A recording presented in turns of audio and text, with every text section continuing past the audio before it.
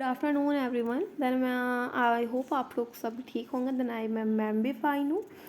बात करते हैं, कल हमने 4.1 पढ़ा था, अब हम बात करेंगे 4.2 की। तो पहले देख लेते हैं कि हमारा टॉपिक क्या है। तो 4.2 है classification of student with ID and learning environment. बात कर रखी है यहाँ पे वर्गीकरण है ऑफ स्टूडेंट विद आईडी। ये चीज़ हम लोग बहुत बार देख चुके हैं, आईडी क्या होता है, इसलिए मैंने सोचा कि मैं डायरेक्ट फुल फॉर्म ना लिख के शॉर्ट फॉर्म ही यहाँ पे रहने देती हूँ, कि क्योंकि अब एक चीज़ आपको बार बार एक्सप्लेन की जा रही है तो मैं देखना चाहती हूँ कि आपने कितनी चीज़ों को ऑब्जर्व किया है और कितनी चीज़ों को आपने समझा है। और जिसने अब तक मतलब चीज़ों को अच्छे से पढ़ा होगा, सारी वीडियोस देख रहा होगा, जिसे पढ़ने में अच्छा इंटरेस्ट आ रहा है, तो वो लोग अभी तक अब अपना माइंड में ये चीज़ उनके आ चुकी होगी कि आईडी होता क्या है। तो आईडी का फुल फॉर्म होता है इंटेलेक्चुअल डिसेबिलिटी। फिलहाल ये टर्म यूज़ हो रहा है आईडी के लिए, आईडीडी पहले होता था आईडी को चेंज करके अब आईडीडी हो गया। तो हम आईडीडी का भी हम लोग सब जानते हैं क्या होता है, इंटेलेक्चुअल एंड डेवलपमेंटल डिसेबिलिटीज़। इसके बाद बात करिए यहाँ पे लर्निंग इन्वायरमेंट के, अधिगम के लिए कैसा इन्वायरमेंट होना चाहिए। पहले हम क्लासिफिकेशन के ऊपर बात करते हैं, उसके बाद हम बात करेंगे लर्निंग इन्वायरमेंट की। उससे पहले हम लेकिन एक छोटी सी हम बात कर लेते हैं कि आईडी के बारे में, इंटेलेक्चुअल एंड डिसेबिलिटी। जितना पढ़ेंगे उतना कॉन्सेप्ट क्लियर होता चला जाएगा।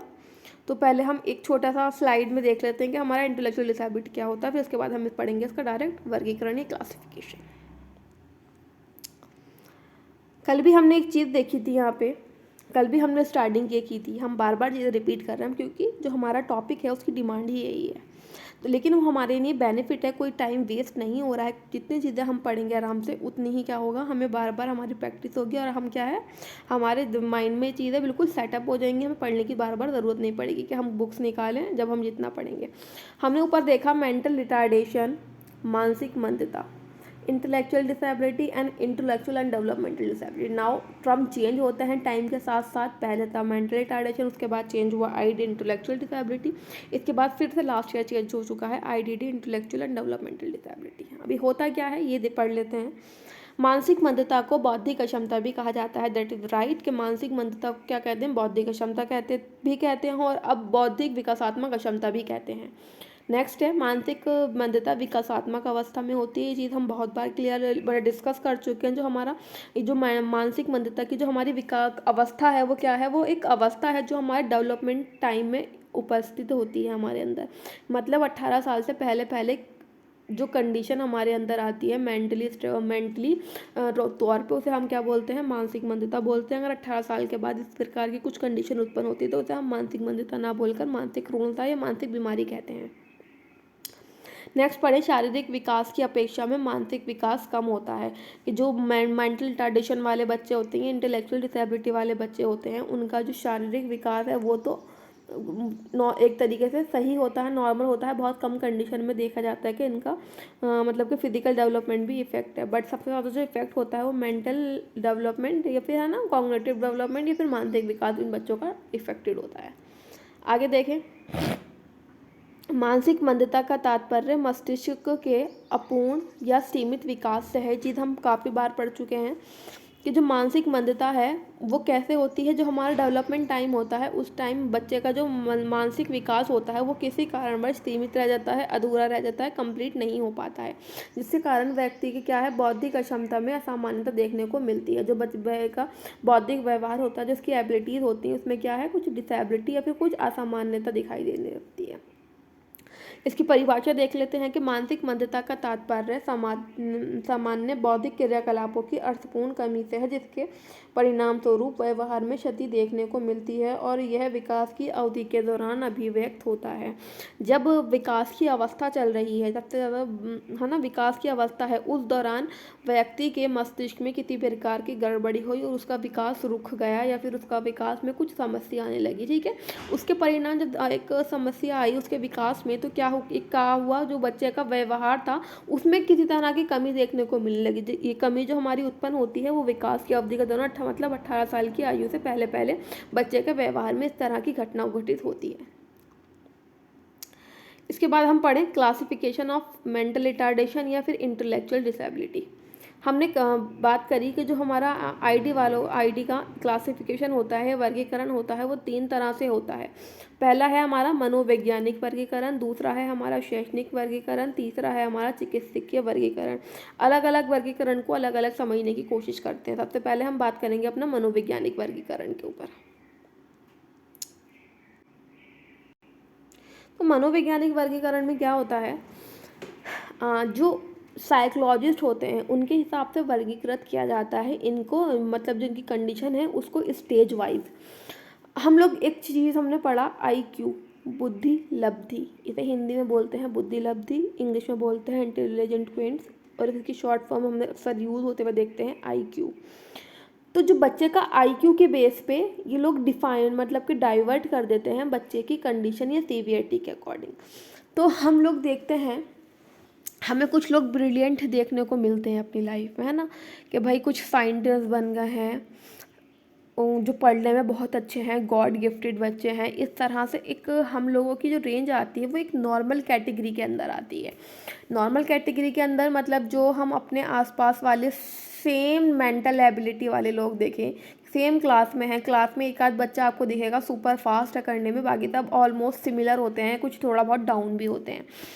ठीक है, तो जो हम बात करते हैं आईक्यू की, जो एक नॉर्मल आईक्यू वाला व्यक्ति होता है वो उसका जो आईक्यू होता है वो होता है 90 से लेके 110 के बीच में। यानी जो हम लोग बैठे हैं, हम लोग जो पढ़ रहे हैं, नॉर्मल चीज़ें हम लोग पढ़ रहे हैं, इसको समझने की कोशिश करते हैं, तो हमारा आईक्यू 90 से लेके 110 के बीच में आता है। जब 110 से ऊपर चीज़ें जाएंगी तो वो चीज़ें नॉर्मल से ऊपर चली जाएंगी, हाई लेवल पे गिफ्टेड चाइल्ड होगी। बट जो एक नॉर्मल से नीचे चीज़ें जाएंगी तो वो थोड़ा उसका जो लेवल है वो डाउन होता चला जाएगा, जिस तरह से समस्या सामने आती रहेंगी। तो जब हमारा आईक्यू 70 से नीचे 70 होता है, तो 70 से नीचे जब जाने लगता है तो मतलब कि बच्चे के अंदर कुछ ना कुछ गड़बड़ी उत्पन्न हो गई है और बच्चे का जो मेंटल डेवलपमेंट है वो ठीक प्रकार से नहीं हुआ है। तो माइल्ड लेवल की बात करूं कि माइल्ड लेवल में क्या होता है, 50 से लेके मतलब 50 से लेके 69 तक क्या होता है, 69 to 50 इनका आईक्यू होता है। मतलब 70 से नीचे आते ही इनकी कैटेगरी स्टार्ट हो जाती है इंटेलेक्चुअल डेवलपमेंट वाले बच्चों की। जो माइल्ड कैटेगरी के बच्चों का आईक्यू होता है 70 to below 50। उसके बाद आते हैं हमारा मॉडरेट लेवल के बच्चे, मॉडरेट को बोलते हैं हिंदी में अति अल्प, उनका आईक्यू होता है 49 to 35। उसके बाद फिर नीचे और क्या है कम, मतलब इसका मतलब है गंभीरता बढ़ती चली, जैसे जैसे इसका आईक्यू डाउन हो रहा है ऐसे गंभीरता बच्चे के अंदर अधिक उत्पन्न होते चली जा रही है, अधिक उत्पन्न हो रही है। तो हमारा सीवियर कैटेगरी आया, सीवियर गंभीर, मतलब इसका जो आईक्यू होता है 34 to 20 होता है। अब हमने देखा 20 हमारा आईक्यू पहुंच गया, तो प्रोफाउंड लेवल मतलब अति गंभीर, उस बच्चे के अंदर बहुत ज़्यादा समस्या देखने को मिलेगी, तो उनका आईक्यू होता है बिलो 20। अब हमने कैटेगराइज वाइज देख लिया कि माइल्ड मॉडरेट सीवियर होता क्या है, बट हम इसकी कैटेगरी को कुछ सिम्टम वाइज समझने की कोशिश करते हैं कि माइल्ड में क्या होता है, क्या कंडीशन बच्चे की होती है, मॉडरेट में क्या कंडीशन होती है, उसके बाद सीवियर में क्या कंडीशन होती है, देन उसके प्रोफाउंड में क्या कंडीशन होती है। फर्स्टली हम देखेंगे माइल्ड कैटेगरी का। वेट, यहाँ एक एक करके डिस्कस करते हैं कि माइल्ड लेवल के अंदर कौन कौन सी चीज़ें देखने को मिलती हैं। तो हमारा जो माइल्ड लेवल होता है, सबसे पहले से बात करूँ मैं, उसे अति अल्प मानसिक मंदता कहते हैं। इसमें बच्चे की जो शारीरिक आयु कुछ भी हो, मतलब जो उसकी एक्चुअल एज है 10 साल हो, 20 साल हो, 15 साल हो, 16 साल हो, वो कुछ भी हो, बट इनकी जो मेंटल एज होती है वो मैक्सिमम 10 साल तक की एज तक की ही होती है। मतलब 10 साल तक की एज जो इनकी सीखने की एबिलिटी होती है वो इतना ही सीख पाते हैं जितना एक 10 साल का बच्चा सीख सकता है। इसके बाद बात करें हम मॉडरेट की। मॉडरेट में क्या होता है, मॉडरेट को हम बोलते हैं अल्प मानसिक मंदता। इसके अंतर्गत क्या होता है, जो बच्चों का आईक्यू होता है वो 50 से लेकर 35 बुद्धि लब्धि तक का होता है। इनका जो विकास होता है वो देरी से होता है, सभी क्षेत्रों में थोड़ा थोड़ा ही क्या होते हैं, पिछड़े हुए होते हैं। इनकी हम बात करें कि जो कितने कक्षा तक ये स्कूल पढ़ सकते हैं, तो सिर्फ 2nd क्लास तक ही बच्चे स्कूल पढ़ सकते हैं। इनकी एबिलिटी इतनी होती है जितना 2nd क्लास के बच्चे की एबिलिटी होती है। क्या होता है, बट इन्हें हम थोड़ी ट्रेनिंग प्रोवाइड करें तो हम इनके जो डेली के काम होते हैं, रोज़मर्रा के जो हमारी एडियल एक्टिविटी होती है, बच्चे वो काम को स्वयं से कर सकते हैं। अब हम बताएंगे सीवियर के बारे में कि गंभीर क्या होता है। जो गंभीर का आईक्यू हमारा होता है वो होता है हमारा 34 to 20। ठीक है, इन बच्चों को क्या होता है और अधिक इनकी कंडीशन और डाउन हो गई तो इनको क्या है और अधिक मतलब कि ट्रेनिंग की आवश्यकता होती है। तो इन बच्चों पे हम एकेडमिक का काम नहीं करते हैं, इन बच्चों को हम सिर्फ ADL activity of daily living सिखाते हैं। ताकि ये अपनी लाइफ को क्या है खुद से स्पेंड कर सके बिना किसी की सहायता के। उसके बाद और लेवल डाउन हुआ प्रोफाउंड का, तो ये बच्चे जो होते हैं प्रोफाउंड हमेशा दूसरों पे आश्रित रहते हैं। जो उनके डेली के रोज़मर्रा के कार्य होते हैं उन्हें भी हम सिखाते हैं, बट इन बच्चों में क्या है ज़्यादातर अचीवमेंट देखने को नहीं मिलता और दूसरों पे ही आश्रित रहते हैं। ये था हमारा मनोवैज्ञानिक वर्गीकरण, एक शॉर्ट तो हमने देखा। बाकी अगर आपको फुल्ली देखना तो आपको इंट्रोडक्शन टू डिसेबिलिटी में मैंने पूरा डिस्क्राइब कर रखा है, वहाँ जाके आप लोग देख सकते हो। आगे बात करें हमारा जो सेकंड वर्गीकरण की बात करें क्या है, शैक्षणिक वर्गीकरण मतलब एजुकेशनल क्लासिफिकेशन। हमारे एजुकेशनल क्लासिफिकेशन को भी 3 पार्ट्स में डिवाइड कर रखा है, एजुकेबल, ट्रेनेबल और कस्टोडियल। अब जो हिंदी के बच्चे हैं मैं कुछ बोल रही हूँ डाउन मतलब के राइट डाउन कर सकते हैं। एजुकेबल को हिंदी में क्या बोलते हैं, शिक्षणीय, मानसिक मंदित। ट्रेनेबल को क्या बोलते हैं, प्रशिक्षणीय, मानसिक मंदित। और जो हमारे कस्टोडियल होते हैं उन्हें अभिरक्षणीय, मानसिक मंदित बोलते हैं। इन तीनों की कंडीशंस देखते हैं क्या क्या कंडीशंस होगी। जिस तरह से मैंने बात किया एजुकेबल से पहले हमने अभी साइकोलॉजिकल क्लासिफिकेशन को समझा था। तो जो हमारे बच्चे होते थे माइल्ड लेवल के, जिनके IQ 70 से लेके है ना, जिनका IQ में 50 से लेकर 70 के बीच होता था, उस तरह के जो बच्चे हैं वो एजुकेबल हमारी कैटेगरी के अंदर आते हैं, जिन्हें हम थोड़ी बहुत एजुकेशन प्रोवाइड कर सकते हैं। उसके बाद हमारे ट्रेनेबल बच्चे आते हैं जो प्रशिक्षणीय, मानसिक मंदित होते हैं, जो इनका IQ होता है, इससे पहले हमने मॉडरेट की बात की थी अपने साइकोलॉजिकल क्लासिफिकेशन में, जिनका IQ 50 से 35 के बीच होता है। इस तरह के बच्चों की जो मैंने आपको क्लासिफिकेशन अभी बताई थी वो हमारे ट्रेनेबल क्लासिफिकेशन के अंदर आते हैं। उसके बाद हमारा कस्टोडियल है, जो बच्चे सीवियर कैटेगरी में होते हैं, जिनका IQ होता है 35 से लेके 20 तक के। उस तरह के बच्चे जो होते हैं गंभीर लेवल के, वो बच्चे आते हैं हमारे कस्टोडियल ग्रुप में। इसका मतलब क्या होता है, जो बच्चे थोड़ी बहुत एजुकेशन प्राप्त कर सकते हैं वो एजुकेबल ग्रुप में आते हैं। जिन बच्चों को हम ADL के लिए प्रशिक्षण देते हैं, क्या है, एजुकेशन और ADL दोनों का, तो वो आते हैं हमारे ट्रेनेबल ग्रुप में। उसके बाद जो बच्चों को हम सिर्फ ADL का प्रशिक्षण देते हैं वो आते हैं हमारे कस्टोडियल ग्रुप में। अगली बात करें चिकित्सकीय वर्गीकरण। हमने देखा कि जो हमारा वर्गीकरण है वो 3 प्रकार से किया गया है, साइकोलॉजिकल, एजुकेशनल एंड हमारा एक मेडिकल। तो हमने एजुकेशनल पढ़ा, हमने साइकोलॉजिकल पढ़ा, अब बात है हमारा मेडिकल क्लासिफिकेशन की। तो मेडिकल क्लासिफिकेशन में क्या होता है, एक बार इसे देख लेते हैं। मेडिकल क्लासिफिकेशन में क्या लिखा है, संक्रमण संबंधी समस्या। इन्होंने बात कर रखी है कि संक्रमण संबंधी समस्या किस तरह की होती है, मैं थोड़ा सा आपको बताती हूँ। संक्रमण एवं मादक द्रव्यों तथा विषाक्तता के प्रभाव स्वरूपी मानसिक मंदता की उत्पत्ति होती है।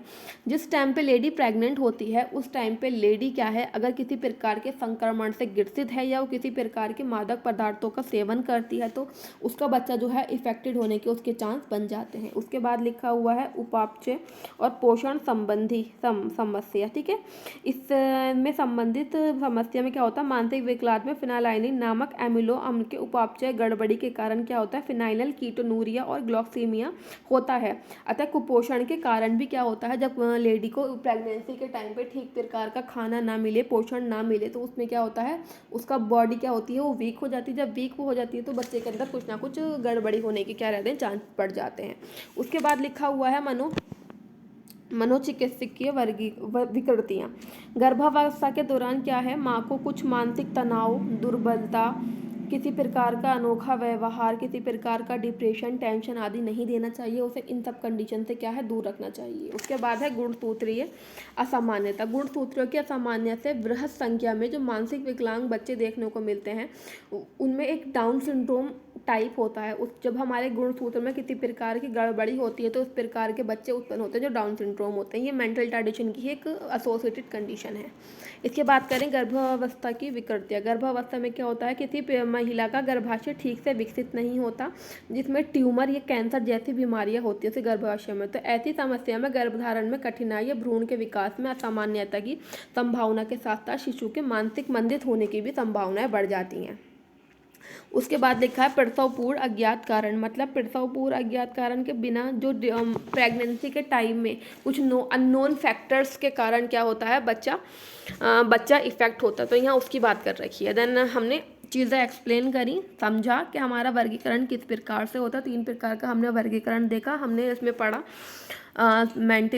Educational, psychological and medical classification. हमने पढ़ा कि मानसिक मंदता क्या होती है। अब हम पढ़ते हैं कि लर्निंग हमारा इन्वायरमेंट किस प्रकार का होना चाहिए। तो हम अब अपने लर्निंग इन्वायरमेंट पे चलते हैं।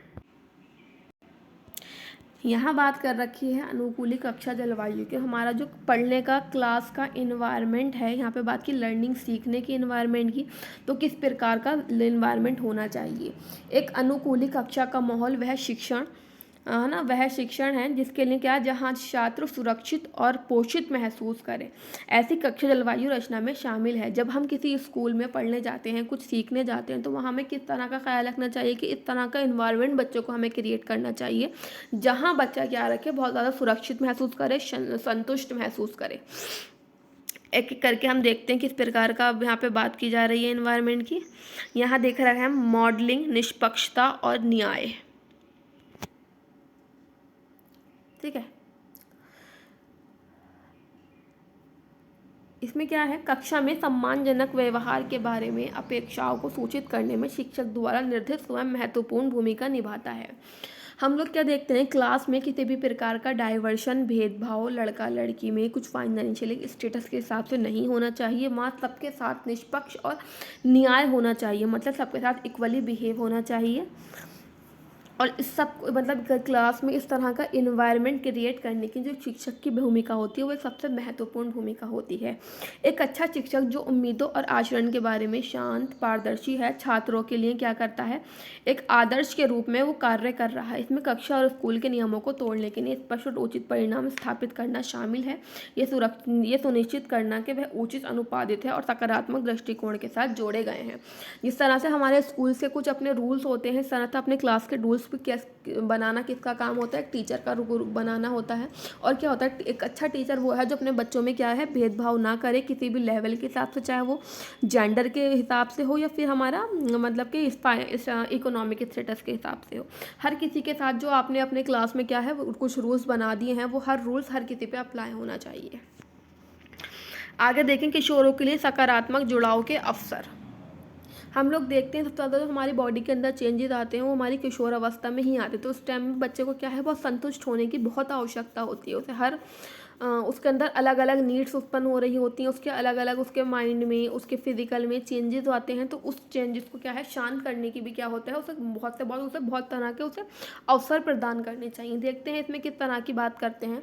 तो किशोर अपने सीखने और खेलने के लिए रचनात्मकता, उत्साह और प्राकृतिक न्याय की एक मजबूत भावना लाते हैं, जहाँ शिक्षार्थियों को पाठ योजना और विद्यालय प्रशासन प्रक्रियाओं में रचनात्मक इनपुट प्रदान करने के सार्थक अवसर प्रदान किए जाते हैं। मतलब कि हर एक एक्टिविटी में बच्चों को पार्टिसिपेट करने का मौका देना चाहिए। इस टाइम बच्चे का क्या होता है, वो प्राकृतिक न्याय, एक मजबूत भावना लाता है। इसी एज में बच्चा सीखता है कि मतलब कि इक्वलिटी क्या होती है और न्याय क्या होता है। तो बच्चों को इस प्रकार के जो पॉजिटिव हमारे मतलब पॉजिटिव अपॉर्चुनिटी के मौके हमेशा प्रदान करने चाहिए। इसके बाद बात कर रखी है वृद्धि योजना, समस्या समाधान, समूह कार्य और संचार में कौशल का विकास और स्कूल की गतिविधि और अपने स्वयं के सीखने के अनुभव में गर्व की भावना। इसके अलावा छात्र जुड़ाव के लिए सही विकल्प संरचना खोज इन लाभों को सुनिश्चित करता है। अत्यधिक जटिल विकल्पों का परिणाम सीखने में नकारात्मक हो सकता है। यहाँ क्या बात कर रखी है, जो हमारे इस एज का बच्चा होता है, जो किशोर अवस्था का बच्चा होता है, उसके अंदर कुछ ना कुछ क्या है, अलग से स्किल्स डेवलप हो रहे होते हैं। जुड़ाव में वृद्धि, कुछ अपनी वो प्लानिंग करना स्टार्ट कर देता है। समस्या समाधान, उसके सामने कोई प्रॉब्लम है किसी की, अपने फ्रेंड की तरह सबको सॉल्व करने की कोशिश करता है। समूह में कार्य, ग्रुपिंग कार्य करने का, संचार के कौशल में क्या है, कम्युनिकेशन बढ़ाना शुरू करता है। सोसाइटी में किस तरह से कम्युनिकेट करते हैं, इस तरह के स्किल्स में डेवलप होने लगते हैं। अपने स्कूल की जो गतिविधियाँ होती है उसमें पार्टिसिपेट करता है और स्वयं से क्या है, नई चीज़ें सीखने के लिए क्या होती है, उसके अंदर भावना उत्पन्न होती है। तो इस प्रकार की जो भावना है बच्चों के अंदर वो उत्पन्न होने लगती है और बच्चे को अपने ऊपर क्या होता है, गर्व की भावना बच्चे के अंदर उत्पन्न होती है इस एज में।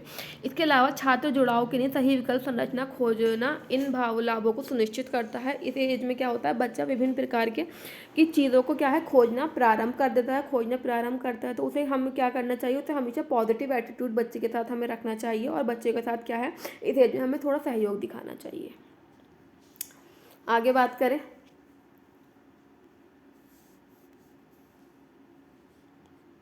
क्या दे रखा है, विचारशील कक्षा की स्थापना। भौतिक कक्षा की व्यवस्था की जानी चाहिए ताकि छात्र स्वतंत्र रूप से काम कर सके, समूह कार्य के लिए आसानी से अपने डेस्क की व्यवस्था कर सके। उदाहरण के लिए टीम वर्क के लिए अनुकूल का एक खुला स्थान क्षेत्र होना चाहिए। शिक्षक कक्षा के बाहर खुले क्षेत्रों की पहचान भी कर सकते हैं जो गतिविधियों और समूह कार्य जैसे खेल का मैदान के लिए काम कर सकते हैं। यहाँ बात कर रखी भौतिक कक्षा की, मतलब जो एक्टिविटीज़ कर रहा है बच्चों को अलग अलग हमें हर चीज़ का एक्सपोजर देना चाहिए, चाहे वो किसी भी चीज़ का हो, वो फिजिकली तौर पे वहाँ मौजूद होनी चाहिए। अगर हमें बच्चों को टीम वर्क करना है तो हमें बच्चों को क्या है, खुला एक स्थान हमें देना चाहिए। जो एक शिक्षक है, शिक्षक कक्षा के बाहर जो बच्चों को मतलब कि क्षेत्रों की हमें पहचान करा सकते हैं, वो इस तरह के क्षेत्रों की हमें पहचान करनी चाहिए। एक अच्छा इन्वायरमेंट बच्चों को प्रदान करना चाहिए जो गतिविधि और समूह कार्य जैसे स्कूल का मैदान के लिए काम कर सकते हैं। खुली जगहों के अलावा एक शांत क्षेत्र जहाँ शिक्षक सीधे छात्रों से अपने आमने सामने बात कर सकते हैं। व्यवहार संबंधी मुद्दों पर डीफ्रेपिंग की अनुमति देता है। छात्रों को अन्य छात्रों से दूर संवेदनशील मुद्दों पर चर्चा करने के लिए सुरक्षित महसूस करने की अनुमति देता है। कुछ चीज़ें ऐसी होती हैं जो हम क्लासरूम में हर चीज़ मतलब क्लासरूम में कंडक्ट नहीं करा सकते, हमें अलग अलग चीज़ों में अलग अलग इन्वायरमेंट की आवश्यकता होती है। तो क्या है, अगर टीचर्स को अपने बच्चों पे किसी मतलब कि हमें कुछ अपनी अलग एक्टिविटी करनी है, कुछ ड्रामा डांस करना है, तो ज़रूरी नहीं वो चीज़ हमारी क्लास में, तो इस तरह से एक अलग स्पेस अवेलेबल कराना चाहिए स्कूल वालों को इन बच्चों के लिए, जहाँ बच्चा कंफर्टेबली अपना चीज़ों को सामने टीचर के सामने रख सके। उसके बाद बात करते हैं सहभागी शिक्षण विधियाँ। छात्रों को सक्रिय सीखने और व्यवहारिक गतिविधियों से लाभान्वित करने की अनुमति देने के लिए शिक्षकों को सहभागी शिक्षण विधियों को अपनाना चाहिए। हम लोग देखते हैं कि टीचर अपने एक मेथड के हिसाब से सब बच्चों को पढ़ता है, अपने कुछ हमारी लर्निंग टेक्निक्स होती हैं। तो यहाँ बात कर रखी है सहभागी इन्वॉल्वमेंट, जो बच्चों को क्या है शिक्षा के साथ इन्वॉल्वमेंट करके ही पढ़ाना चाहिए, मतलब डिस्कस मेथड के थ्रू। क्या है, पहले हम लोग देखते थे कि अब टीचर बोल रहा है, लेक्चर दे रहा है, अब हम लोग लिखते हैं या फिर सुनते हैं सिर्फ। अब जो है मेथड हमें वो एक डिस्कस मेथड कि टीचर थोड़ा बताए, फिर बच्चों के साथ उस चीज़ को डिस्कस करे, बच्चा फुल पार्टिसिपेट करे, इस तरह की कक्षा का क्या है निर्माण करना चाहिए। बात कर रहे कि शिक्षण विधियों का रोल प्लेइंग और रचनात्मक कलाओं का उपयोग करने से छात्रों को विभिन्न अनुभवों और दृष्टिकोणों को समझने और उनकी सराहना करने में मदद मिल सकती है। ये विधियाँ महत्वपूर्ण सोच और समस्या को सुलझाने के कौशल जैसे सीखने के परिणामों को विकसित करता है। किस तरह से बात करते हैं कि सक्रिय सीखने जो हमारे छात्रों को एक्टिव करता है कुछ लर्निंग एबिलिटी में, क्या है उस तरह की जो हम बच्चों को अपॉर्चुनिटी क्या है देने चाहिए। शिक्षा को सहभागी शिक्षण विधियों को अपनाना चाहिए कि बच्चा हर चीज़ में पार्टिसिपेट करे और रचनात्मक कलाओं का क्या है उपयोग करके विभिन्न अवसर, विभिन्न अपॉर्चुनिटी से मिले अलग अलग चीज़ों को देखने का दृष्टिकोण उसके अंदर विकसित हो सके। और यह विधियाँ महत्वपूर्ण सोच और समस्या को सुलझाने के लिए कौशल जैसे मतलब अपनी प्रॉब्लम को खुद सॉल्व करें, इस तरह के कौशल का भी क्या है बच्चों के अंदर निर्माण होता है। आगे देखें तो अभी हमने पढ़ा अपने किस प्रकार का लर्निंग इन्वायरमेंट होना चाहिए। उससे पहले हमने पढ़ा कि classification of intellectual and disability वाले बच्चों को किस प्रकार से वर्गीकरण किया जाता है। ओके, तो देन आई होप मैंने फुल चीज़ें एक्सप्लेन कर दी हैं। आप सही से पढ़ो, पढ़ने की ट्राई करो। Then thank you for watching my video.